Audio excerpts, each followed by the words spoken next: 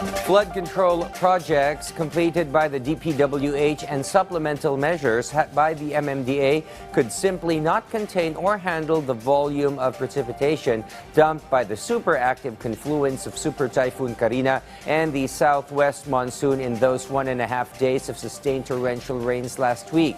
Our Melalas Moras has more on a just-launched House probe on what went wrong with government's flood mitigation project.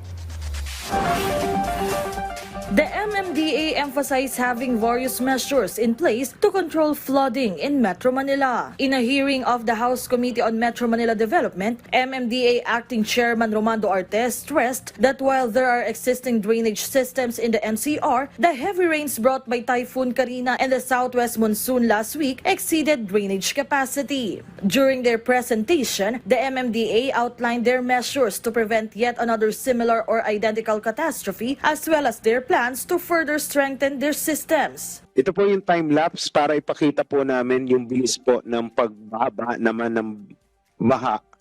At para ipakita po na yung ating pumping stations naman po, lahat po ay gumagana na talaga naman pong epektibo sa pagpapababa ng tubig baha. Like EDSA Orense, in 9 minutes po, especially after matanggal po yung basura, ay nawala po yung tubig. Officials from various local government units also attended the hearing to share their experiences. Muntinlupa Mayor Rufy Biason suggested to the committee to also study the impact of reclamation projects on the region's flood resiliency. House Committee on Metro Manila Development Chair Rolando Valeriano assured they are listening to all sides and will continue to help to further strengthen the government's flood control measures.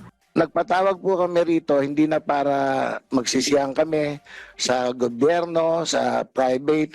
Nagpatawag po kami rito para mabigyan lang ng linaw at the same time, what is the plan, lalo na ng mga concerned agency, yung master plan nila, the short-term and the long-term plan at kung paano makakatulong ang committee na to in aid of legislation para nang sa ganon, wag nang maulit or maiwasan yung ganitong pangyayari. As of now, lawmakers want to also ensure the government's continued assistance to those affected by disasters. According to House Deputy Speaker David Suarez, this week, the House leadership will also continue hosting the Bagong Pilipinas Serbisyo Fair, which aims to provide various forms of aid and services to our countrymen. Sa nakalipas na mga dumaang buwan, nakaka-22 or 23 BPSF na po tayo sa buong bansa.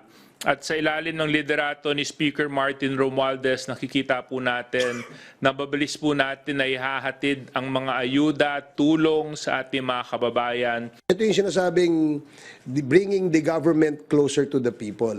And perhaps no other way to manifest this by bringing all these funds and services down to the grassroots level.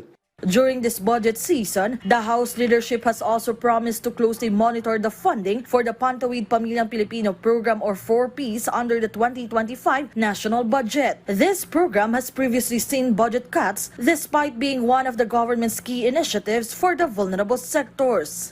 We will make sure na hindi mangyayari yun. No? Kasi marami pong kababayan natin na ang nakalinya para tumanggap nitong benepisyong ito, itong tulong na ito mula sa ating gobyerno. Let us not forget, just last week when Ferdinand Bongbong Marcos, our president, delivered the State of the Nation address, kinilala niya yung 2 success stories ng 4Ps program. So nagpapatunay po ito na magandang intensyon ng programa, matagumpay ang programa na dapat pinopondohan yung programa. At kung kailangan pa, dagdagan pa natin ito, dadagdagan pa po natin ito. Melalas Moras from the National TV Network for a New and Better Philippines.